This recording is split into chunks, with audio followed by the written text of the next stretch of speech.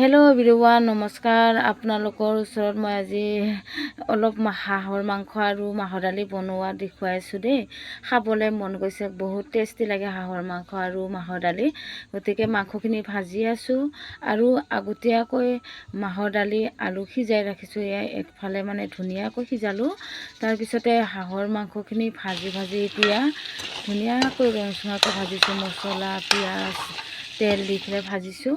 তাৰপিছত দি দিলোঁ হাঁহৰ মাংসখিনি, মাহৰ দালি দি দিলোঁ। দি আছোঁ, মানে হোৱা নাই দিয়া, মানে দিয়া হোৱাৰ পিছত আৰু ধনিয়া পাত দি দিম।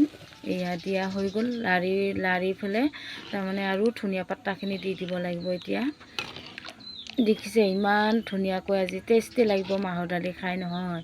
এয়া দি দিলোঁ ধনিয়া পাতা। দিয়াৰ হোৱাৰ পিছত মানে এতিয়াও উতল মাৰিব অলপ পিছত।